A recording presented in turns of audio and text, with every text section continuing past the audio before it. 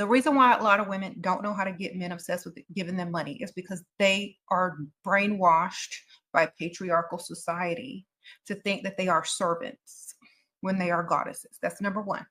Number two is they don't know their value. So if you don't know your value and you don't realize that you've been brainwashed by patriarchy, it's going to be hard to get men obsessed with you enough to give you money. So first, you got to get that out of the way. You got to stop feeling guilty. You got to stop trying to be somebody's maid and housekeeper. You got to stop doing all of that crap. That's number one. When you can get past that, you have to stop begging men for attention. You got to get out of your pick-me-shit era. You got to do that first. Then you can get the money. I don't want nothing nobody has because it's not mine. And if it ain't yours, y'all, you can't keep it. You can't sustain it. So stop wanting things that ain't yours. Stop wanting things that don't belong to you. That's called despair. Get you some help, get you some healing, get you a sense of self, and start wanting things that are yours. And then you may not end up with a man who's beating your ass because you thought he was putting her on jets and buying her Birkin bags and taking her to nice restaurants when she was going home getting her ass beat. But you wanted it though, right? Be careful what you ask for. Start asking God, reveal to me what I'm saying I want, so I understand the transparency of it. God, reveal to me what's mine, so I can have that. And I don't end up praying to you to get out of it. I don't rush to the altar just to become a divorcee or a baby mama or a baby daddy. We don't want what nobody else has. We want what's ours. I'm talking to my women today, especially my young women, because the kitty y'all know now is not the kitty that I used to be. I used to be dumb, stupid, slow, dunce. Okay, not too much on yourself, kitty. It doesn't matter what it is that you do. The more you hold on to that man, the more you hurt yourself. You so consumed with that man that you can't even see that he's your struggle. And if you can't see that he's your struggle, that means that you can't listen to the people who are trying to warn you that he's your struggle. You show up and you show up, you do more and more just to prove your worth to this man, just for him to love you. You sacrifice a bit of yourself each time that you are trying to prove to this man that you are worthy of his love. You crying and begging, asking yourself why, questioning your worth, because your worth has now become dependent on how much attention and time this man gives you. And the time and attention that he gives you is limited to maybe some back and forth text, maybe some sex. And when this man gets his fix, he dips. You think that man don't know what it is that he doing? A man who's played the game for so long, he knows when he has a woman's worth in his hand. He is playing you like a puppet, baby. And you acting crazy won't make him love you better. You want this man to love and respect you when you don't love and respect yourself. You showing him he don't have to give you nothing because you'll give yourself scraps so he can give you scraps. That's some desperate shit. How do you have a fear of losing people when you are dealing with someone who is purposely inconsistent with you? The only consistency that he shows is being inconsistent with you. This man is showing you that he'll leave as he pleases, and there is nothing that you can do to make him stay. This does not mean that you are not good enough. You're just not good enough for him, and that is okay. He does not want you on a deeper level, and that is okay. This man may not be ready. He may have commitment issues. He still may be in his player phase. He may have other options, or simply he may just not want you, and that is okay. No one's gonna take you serious until you start taking yourself serious. And you chasing unavailable people tells everybody else that you take yourself as a joke. You chasing out of fear, and that is not okay. Whatever dream and vision you have created obviously is not the same vision that this man has. You all don't share the same vision. Get out of dreamland. He is not gonna wake up one day and say, hello world, I decided to be with this desperate woman who doesn't love herself. It sounds harsh, but it's the truth. Take that man off that pedestal. What Cole say? My ego gets stroked and I bruise him.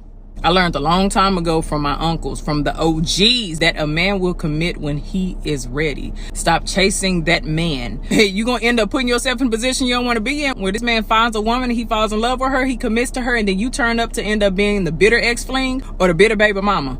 That label don't even sound right. Leave that man alone. Brought to you by a woman that used to be a dummy. No, but seriously, leave that man alone, girl. Go get you some Starbs.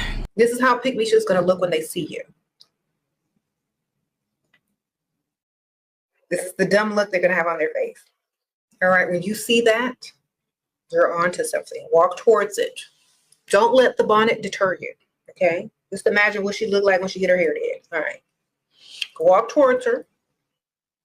She's going to start looking you up and down.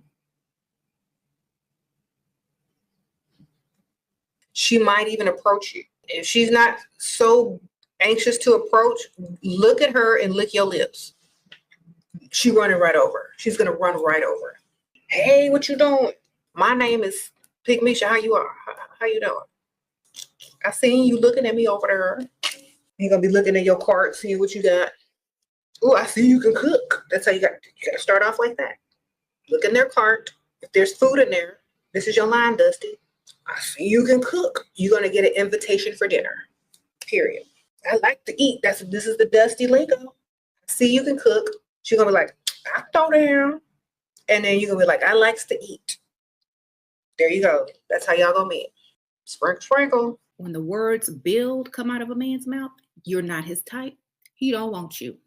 You are the temporary woman that he is going to try to use to get to the type of woman he truly wants. Just know that, okay? Just know that no matter what they say, they may not know it at this given moment in time, but as that money stacks up in that bank because they're not paying every bill, as they get to relax and rest and not hustle and work as hard because you're doing that, they're going to stay youthful looking, vibrant, young, stack their paper. And while you're getting haggard, less youthful looking, things start to look a little bit different. Okay. It doesn't mean that they don't love you. It just means their nature as a man is going to kick in. Okay. So my best suggestion is never, ever build with a man unless you are an architect and that is your business partner and you're going to get that paycheck, you're going to get that contract deal, but you are not married and you are not sleeping with that man. Okay. The only recipe to a long-term successful relationship is to never leave. To never leave. That's the only way you can get 30, 40 years. Said. To never leave. Yeah. Because we're going to go through some things. And there's going to be a lot of things that I say, this is it. This is the non-negotiable, right? But if I really am in it to be in it forever, like from the beginning, before I meet a man, I'm saying when I commit, I'm just doing this forever. That means I'm signing up and forgiving you before you do any of the bullshit you may come with. And that's challenging, but that's what real commitment is. Commitment is I'm going to do what I said I was going to do no matter how I feel. That goes back to what? Emotional intelligence. Right. Emotional intelligence is a nucleus to any healthy relationship. If I'm committing to you and you piss me off, I've committed to stay. So where am I going? Where am I going? Doesn't mean I can't take a break. Doesn't mean I can't take a pivot. I can't go to brunch. I can't meditate. Can I take a weekend of woosah? But that means I'm not leaving you. And as an abandoned woman, thank God I've evolved into a place of deeper than just not leaving you, meaning leaving the relationship, but I've also had to learn to not leave you in this emotion of distraught. Because leaving you while you're in your emotion is the pit of abandonment. That's worse than me walking out and returning. I should be able to sit in this with you, upset or not upset, until our emotions do whatever they're going to do and we get back to baseline. Right. Because that is the epitome of deliverance. That's the epitome of commitment. Because I don't like honesty. I like transparency. Let me explain the difference. Honesty is I ask you, hey babe, who were you at dinner with? And you tell me the truth. That means you're being honest. Yeah. Transparency is, hey baby, I got dinner at 7 with James, Nathan, and his assistant, Sarah's gonna be there. And that's transparency. Now, guess what? You were forthcoming. Yep. You told me what it was. Yep. And so now I trust it. You think she gonna continue to be herself? It is a major change that we go through whenever we have a child. She is not going to be that same person that she was before. She's more irritable. She's having these mood swings. She's anxious. She's paranoid. She's coming up with these scenarios and stuff like that. That depression feels like a helplessness, a hopelessness, and you become disconnected from your child. You become disconnected from those around you. Let's just say that now she's more anxious and you're like, she's coming up with these crazy scenarios. She's talking about a hawk is going to come and swoop up the baby and dump the baby in a river, stuff like that. And trust me, we get to the extremes, that constant worry, the constant anxiety, the constant panic attacks. And sometimes both of those things can happen at the same time, to where you have depression and anxiety, and it just feels like your world is crumbling down. As a mother, we are naturally primary caregivers. We just carried the baby. That baby is going to take up a lot of our attention, a lot of our time. Our brains are constantly going. We don't get enough sleep. It's fragmented because we're always worried about the baby. What does the baby need? Then we're irritable and we're agitated, sometimes aggressive. We don't want to be touched. We don't want to be bothered. It's a lot of things. But you are the other parent and you are her support as well. And you really, really, really have to support her in that trying time, because she doesn't even know who she is as well. When we have a baby, it's like a part of our identity. A lot of our identity is gone. And all we know now how to do is be a mother. So we can't even really show up outside of the role of a mother. We definitely can't even show up for ourselves, let alone show up for other people. Any form of PPD or PPA is not a choice, it is a condition. There's a lot of support and a lot of help that's needed. So if you're feeling like, I lost a person that I was with before, why are you so agitated? Why are you so annoying? Why are you so irritable? Why you keep yelling at me? Why don't you want to touch me? You're not yourself, you're not fun anymore. Just try to understand that she's going through a lot of changes. Her body's going through changes, her hormones are shifting, she's going through an identity shift as well. There's probably a lot of guilt that she's dealing with as well. She wants to be that person, but she can't find that person with all of these new responsibilities. On top of that, the things that you can't even answer.